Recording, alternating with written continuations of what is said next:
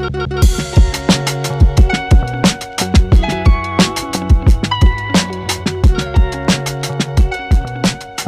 I'm Matthew Herzberg, and this is the Myopia Mindset. This is your weekly dose of inspiration, education, and motivation on your path to success with myopia management. And I have on for this episode a very special guest. When I started this podcast, I said, I wanted to be focused on clinicians, but also academics, industry professionals. I want all perspectives. Myopia management the myopia epidemic is a problem that we all need to work together on. And my guest for this episode is none other than Dr. Monica Jong. She's authored and participated in numerous peer-reviewed articles on myopia. She's led the development of white papers and key initiatives to bring consensus to the field of myopia management. She speaks around the world on the subject. She's worked with the WHO. She's worked with the Brian Holden Vision Institute, and she's the former executive director of the International Myopia Institute, and she is the current global director of professional education myopia at Johnson & Johnson Vision. Monica Jong, welcome to the Myopia Mindset. Hi, Matt. It's an absolute pleasure to be here, and thank you for this wonderful introduction. I'm really excited. Awesome. I really wanted you to be like my first big name in the academic sphere for sure, because you have come from you started out as a clinician, and you have participated in so many great key moments in our industry. And then in your current role, you have taken on the huge responsibility of advocating, supporting, and developing clinicians and professionals doing myopia management around the world. So I want the audience to get to know you first. So let's start with your days as an optometrist in pursuit of your PhD, and let's talk about where your passion for myopia management came from. Like everybody, I started off doing optometry because at the time, I finished high school in Australia and I wasn't too sure what I wanted to do, but I knew I wanted to be in healthcare. And at the time, I really didn't want to go to school for too long. And I just thought optometry is a great profession where you can help people. And at the time in Australia, we only had to go to school for a maximum of 5 years. And I had a really inspiring optometrist who was doing full scope optometry, prescribing ocular therapeutics. And my first interaction with optometry was because I developed myopia. So this was when I was 10 years old in Australia. And I had no idea that that first interaction, being diagnosed with myopia, would result in me following this path into myopia management all these years later. So I went to optometry school, and when I finished that, I was actually in practice, and I worked in an optometry business where I was actually looking after the optometry side and partnering with an optical dispenser who owned the optical side. So I was doing my PhD at the same time because I wanted to broaden my knowledge. I also wanted to teach in the university part-time as well as practice. So I thought, okay, I'm going to do my PhD. Now that optometry practice was very, very interesting because I was located in an area where you had people of low socioeconomic status. There were people who were Indigenous, and then there were people who were also drug users in that area. But that area was also becoming gentrified. So there were academics, and then there were some really wealthy people because they were converting all these warehouses into lofts. So it was a really interesting place to really practice because I was doing family eye care. And then I was also co-managing with the family doctor around the corner. And that was where I learned to really practice full scope optometry and refer and write reports to the family doctor, and also do collaborative care with the ophthalmologists in the area too. So we're surrounded by eye hospitals as well as a lot of private ophthalmologists. So it was a really great time to be an optometrist and really get interested in pediatric eye care. In that area, I didn't really see much myopia at all because of the demographics of that area. People were mainly hyperopes and presbyopes, and even the children that came in were hyperopic. But that doesn't mean that there was no myopia. I just happened to be practicing in that kind of area. Now, I didn't realize back then But back then I started doing professional education too, because there was no materials available to me to teach people how to do contact lens insertion and removal. There was no education materials for me to teach people how to manage their dry eye. So imagine this, I came out of optometry school, started practicing there, working with other ODs, and I had to also start creating my own patient education materials at the time. And that was a great experience because people would take those education materials. I'd laminate them. Back then, I owned a laminator. I laminated how to manage their dry eye. I laminated how to insert and remove the contact lenses, and I drew pictures of contact lenses and typed up the instructions. And those patients, the parents, and the adults who were wearing contact lenses, the kids, they would actually take those education materials and put them in their bathroom next to the sink when they were learning. And they found that those materials were so effective. And they would even come back in showing me the materials and saying, we are using this. Can I have another copy? Because it's starting to get worn out. That's So amazing. it was really, it's funny when I look back on this because sometimes these are small signs that show you've kind of walked into your calling in a way, Right. doing professional Yes. education, working with patients, because that's what it comes down to. And who knew back then, like that dry eye and especially contact lenses would be the bread and butter of optometrists. And today it's really the path forward to really Right. establish yourself as a practitioner, especially with myopia management and of course dry eye treatment. So I Yep. finished my PhD at the same time as when I was in practice. So I was working part-time in a really high volume type practice, full scope.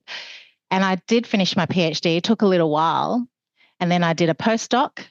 But it was really when I came back to Australia, I saw an ad for a research optometrist role. It just so happened that when I came back to Australia from my postdoc in Toronto, Australia was changing, the academic sector was going through changes, and there weren't any uh, assistant professor roles available. And so I answered an ad for a research optometrist at the Brian Holden Vision Institute. And funnily enough, when I turned up, I was actually interviewed by Professor Brian Holden himself. And normally he doesn't interview people Mm-hmm. personally, but I think it's just when the stars align. I think Brian Holden was seeing the potential of this new area they were working in. They had been working in myopia for quite a while already, but I think they reached a pivotal point where they had IP, they needed to partner with industry, and they needed someone who would come in, who would be able to work closely with Professor Brian and pull together the projects as well as, I guess, do the education side and work with the researchers and the scientists. Because my background is I'm an optometrist and I did research in, at the time, it was OCT and retinal structure and function.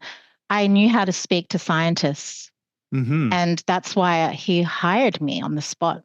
It Well, let me was, ask you about that because sorry to cut in there, but so I have found that unfortunately there is a large part of the optometry community in the United States that is not aware of who Brian Holden was and his impact on the industry. Maybe they do in a conceptual sense or on a on paper sense, but like when you tell me you interviewed with Brian Holden, I'm just like, boom, my head explodes.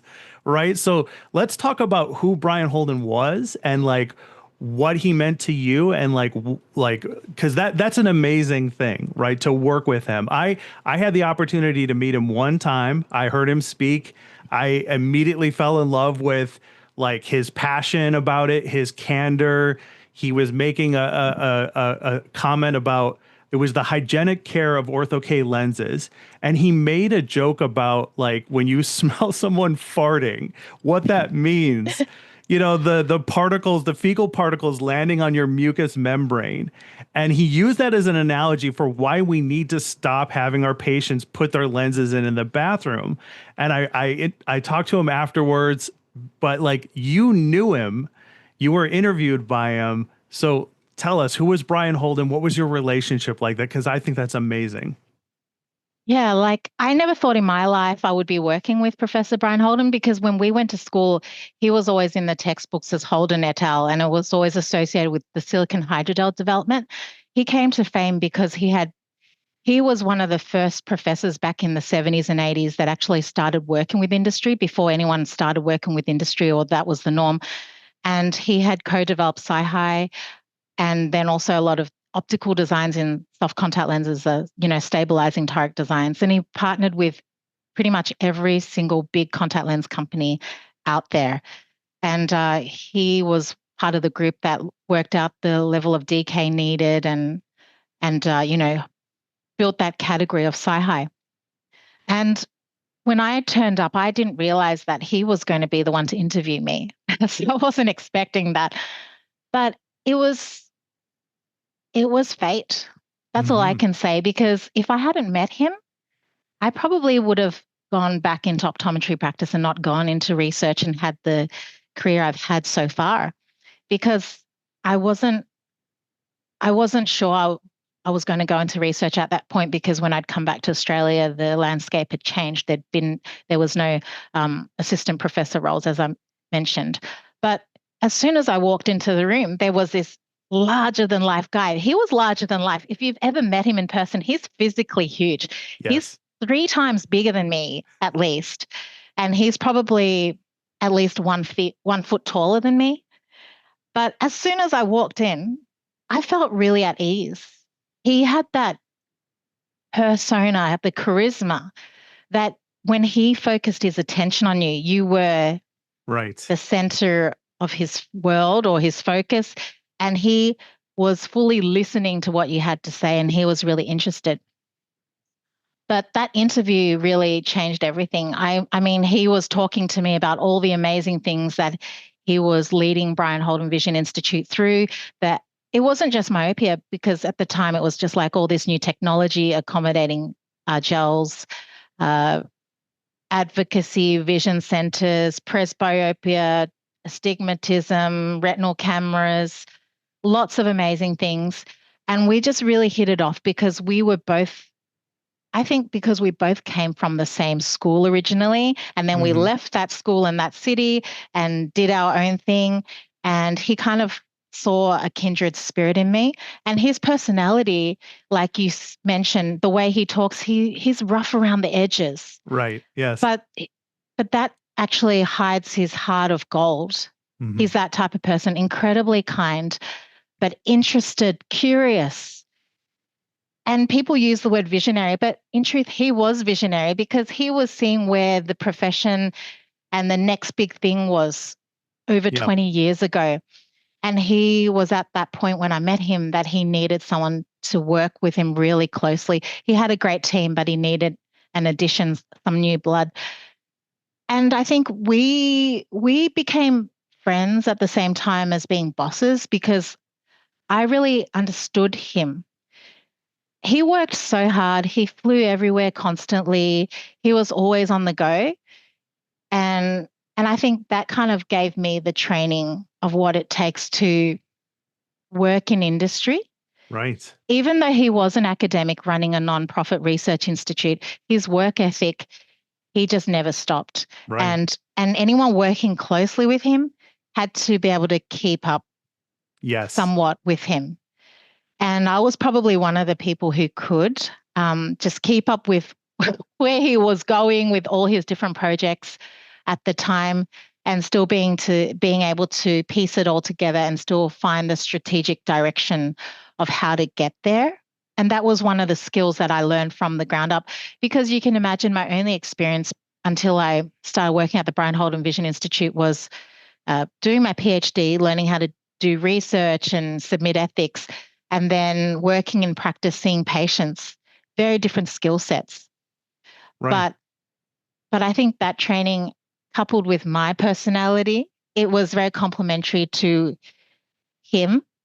And then I also understood and had that flexible nature to be able to cope with things and be able to work across many different projects and have that energy to keep going. And being a young person at that time, younger, I should say, I was still quite ambitious, and I really wanted to gain all that experience. And he didn't really give me too much details about what he wanted me to work with him in at that interview. We didn't even discuss how much I was going to get paid. But he excited me with his energy, and I was excited about the potential in the future. And I honestly hadn't heard about myopia control at the time, because even though we talked about it in school, at the time, all everyone knew was that you had put lenses in front of animal models' eyes, minus lenses and plus lenses, and these could uh, make the eye grow to different lengths based on the lens. So here I was, hearing all this new amazing technology and having all these terms thrown at me like spherical aberration. Imagine someone throwing those terms at you during your Yes. interview: spherical aberration, higher order aberration. And all I was interviewing for was a research optometrist role. Yeah. And I didn't ask too many questions. I was just like, yeah, this is so exciting. I'm really wanting to do this. And then he's like, when can you start? When can you move up to Sydney? So at the time Yeah. I was living in Melbourne, which is like 12-hour drive away or a 1.5-hour flight. And he's just like, yep, let's get you started. When can Yeah, you you start? clearly impressed him because he was, my understanding, I read your interview in Myopia Profile, and he was like, you have to come work with me. You know, is that true? Like he was like very excited about you and what you brought to the table. And I think that speaks a lot to who you are, because I've had very limited interaction with him. And he was very rough around the edges. He did have that heart of gold. You could tell that, but he was also not an easy person to impress, quite frankly. Like, we're talking about like the head figure in our industry. Um, so like, let's talk about like where you went with that and how it guided your career, because you would go on to become the executive director of the International Myopia Institute, and then it would lead you to your current role with Johnson and Johnson. So let's talk about like how you developed after that point. Yeah, like for some reason, my CV fell across his desk. Hmm. That's what I'm really grateful for, because usually CVs don't get to him because someone else hires in BHV. So when I did my postdoc after my PhD, I went to University of Toronto, and in partnership with the University of Waterloo, I worked with Professors Christopher Hudson and Professors John Flanagan. So I did a good postdoc, but then I came back to Australia. And I think the fact that I was able to pack my bags in Australia and just Hmm. go to another country all by myself and do a postdoc, that already shows that you're that type of person who's willing to take a risk, because, life Right. can be pretty easy and good in Australia, I have to admit. And so he saw that. And then when I came to BHVI, he just threw me in the deep end, because that was him kind of testing to see if you have the capacity to learn fast, because there's no training track for what I was going to be doing or working in when I work with Brian Holden. One moment I was sitting in the clinic doing clinical research trials where I'm seeing patients and collecting data. And then the next moment he was like, we're going to be going to China and meet with collaborators there. And we're going to leave next week. We're going to go to China, 2 cities, and then we're going to go fly across to the US to American Academy, and we're going to have some meetings. And then in a few weeks, you're going to do your first talk to 400 people on a stage in America. Wow. And so he was testing to see if you could step up and Right. elevate and get to that next level. And he didn't give me much time because he was working at a fast pace. So imagine I started, and then 2 weeks later, I was traveling.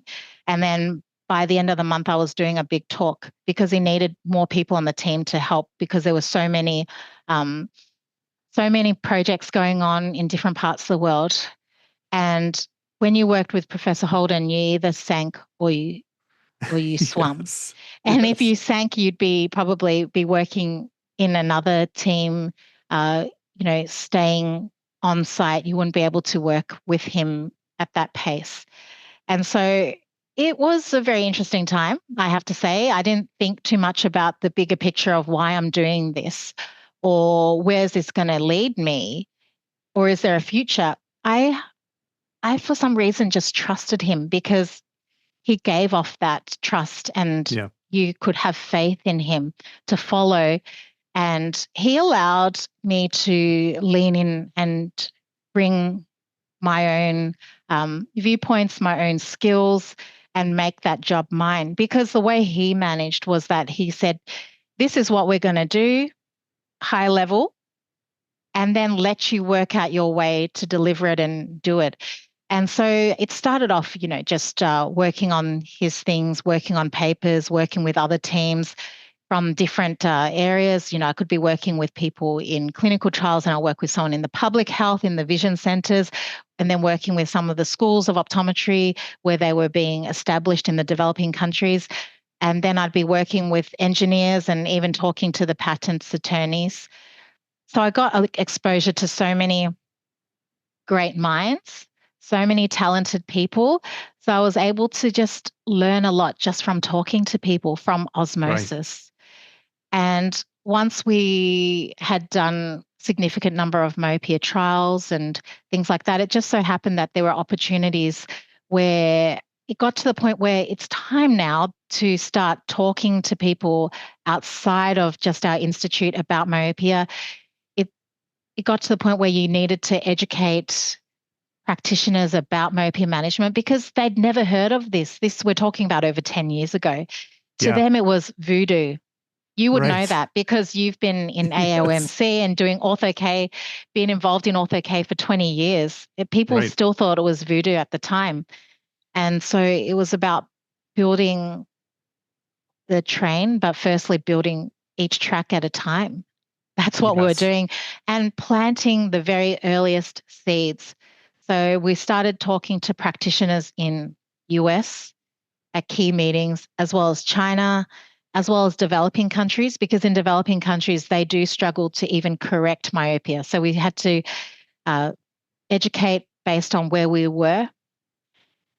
And then at the same time, the medical community didn't consider myopia an ocular disease. They didn't even consider it anything on the public health agenda because they just thought, hey, it's myopia, just give people a pair of glasses. What's the issue?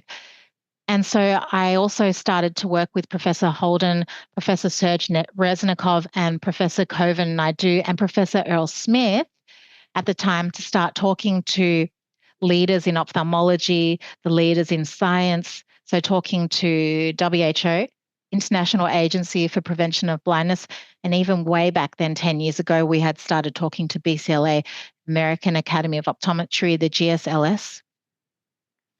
And that's how we start building the awareness about myopia very, very slowly, being strategic and talking to the peak health bodies and the professional associations. And it was a real landmark when WHO recognized myopia as a ocular condition.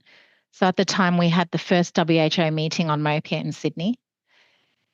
And that was when we had 32 representatives for eye health across every WHO region convene in Sydney. We went through all the evidence about myopia, the treatments, and then came up with the first set of consensus definitions that would help lay the foundations. And whenever you have these big kind of meetings, there's a risk that after the meeting, everything just kind of disappears, Yes. right? And that's why after the meeting, we formed a working group, which eventually became the International Myopia Institute. What is really interesting is when we first formed the International Myopia Institute, there were a lot of people who were out there saying, people have tried this before. There's no way you're going to be able to get everyone together. We don't even understand why there's a need for that. So I'm so used to having to push a boulder up a hill and work against the odds. People saying, no, you can't do this, you can't do this. But for some reason, I, when I believe in something and I read the winds of change and I know that it can happen, I keep going. So I Right. think that's the type of personality I am. I'm able to see if something is real and if something can really happen. And then I just keep going forward no matter what. Yes. There were times where I wasn't even sure if the International Mope Institute would be funded. Um, I wasn't even sure if the first set of white papers would really get off the ground because if you can imagine, it's relying on everyone working together, contributing. Everyone has different timelines. Everyone has different priorities. Everyone has different viewpoints. And we know that scientists and key clinical researchers, ophthalmologists, optometrists, they all have their viewpoints and getting everyone on board moving in the same direction, saying the same thing, that was an incredible feat. But I have to say, being able to pull together the right advisory board at the time, the key people who really cemented what the International Myopia Institute stood for. It's about collegiality. It's about myopia as a disease. It's about advocacy and awareness and doing good things. I think it really demonstrates when we all collectively move together, we can make Yeah. things happen. And because of the IMI being established, it really meant that other associations took notice. And you have ophthalmology today, the WSPOS, the World Society of Pediatric Ophthalmology and Strabismus, the BCLA, the World Council of Optometry, even American Academy of Ophthalmology, all recognizing myopia management as the standard of care in some shape or form. And that to me is really, really exciting. Yeah. We've really come a really long way in relatively short amount of time. When you and I have the benefit of being able to, because we were there essentially, each in our different way, of course. A lot of what you've said, resonates with me because I remember a lot of those moments. People need to understand that our industry was these different groups, these different personalities, these different individuals. And I've always said that myopia management is a people industry because it's really these people that came together from all different perspectives, walks of life, different organizations, different industry, whatever the case may be. I mean, there was a divide between clinicians and academia as well, because clinicians were saying like, we are doing this in our practice. And, the academic side was saying like, we need the science behind it to prove it, that, and there was this argument going on about what was most important. You mentioned that you were planting seeds, and I'd like to see if some of those seeds have come to fruition, because we're in a much different place right now. Like, I remember a time when there was the chaos. I remember a time when the argument was, well, we don't have the studies yet that prove what these orthokeratologists are doing every day in their practice. There was a lot of resistance. So have those seeds come to fruition in your opinion? Like, how far have we come since then? When I look at when I started, even I didn't know anything about myopia control because it just wasn't talked about at all, right? There was nothing taught in the schools about it beyond just the minus and plus lenses used to control eye growth in animals at the time. And then it was only a very short time when I joined BHVI that they actually had demonstrated success in their clinical trials and efficacy with soft contact lenses of various different designs, as well as myopia control spectacles and also eye drops. So that was already a game changer. I was a non-believer, and then I became a believer because I saw the data. Now, orthokeratologists are amazing people because they were already seeing the results way back, and they knew it was true, but everyone thought that they were crazy people, that they were the Right. cowboys. Now, clinicians were seeing that these kids or adults wearing wearing the ortho K lenses weren't progressing. And once they saw that was the case with, 20 or 30 of their patients over a decade, they knew there was something to it. And they really believed in it. But with any type of evidence-based medicine, to make it standard of care, to be accepted by the rest of the profession, there has to be science behind it. And that's why it's really important that scientists are talking to clinicians. I talk to clinicians all the time, even in my work, because I know that clinicians are seeing things first. And when they see things first, we have to think, is it real or not? And we have to take what clinicians are doing and then test it and validate it. And this helps everybody because this helps elevate our profession in the eyes of the public as well as with our medical colleagues by practicing evidence-based practice.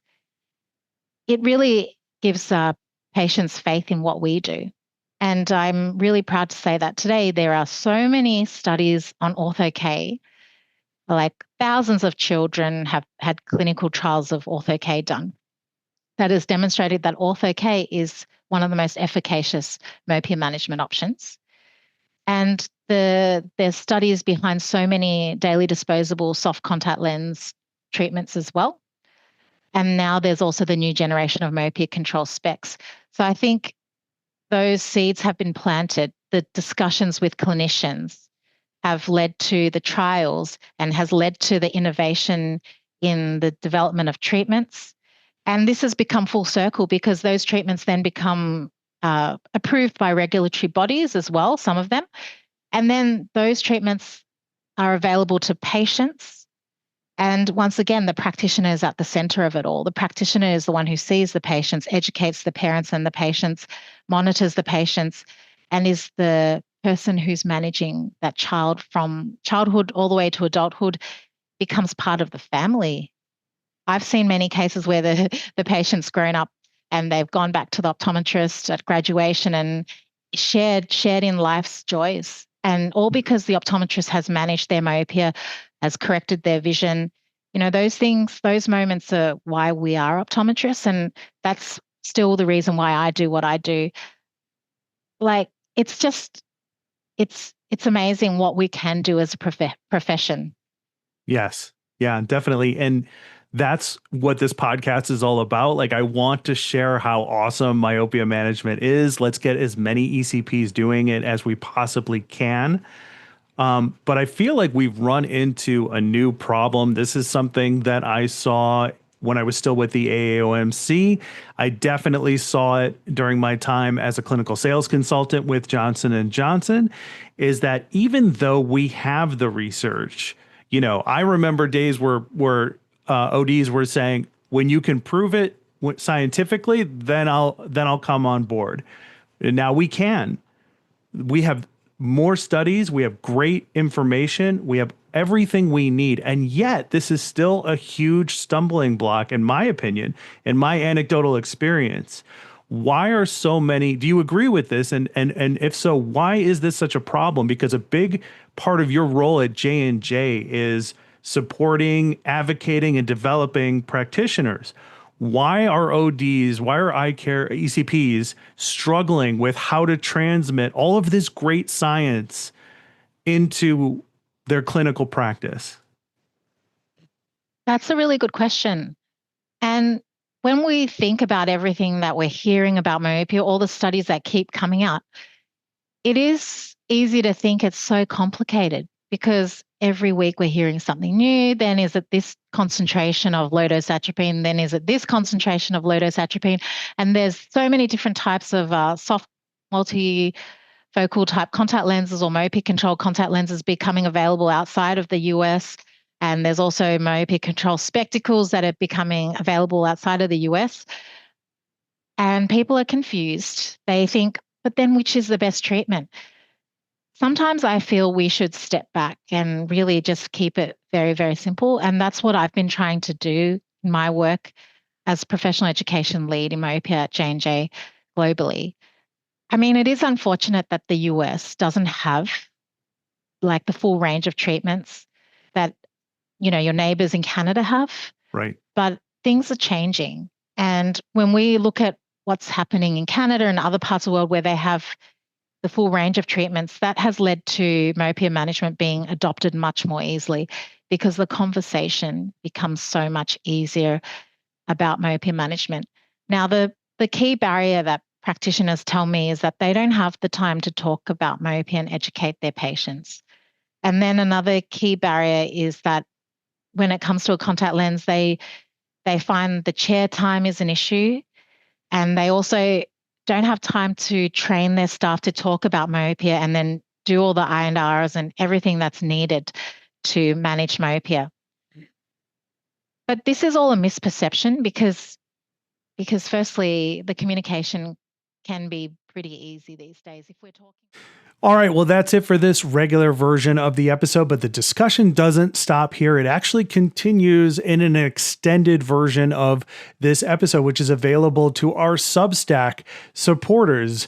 You can, if you're interested in getting the rest of the episode, consider becoming a paid supporter of the Myopia Mindset. In addition to an extended version of this episode and every other episode that we do, you'll also get access to exclusive monthly bonus episodes of the Myopia Mindset. And I know you're interested. You've made it this far.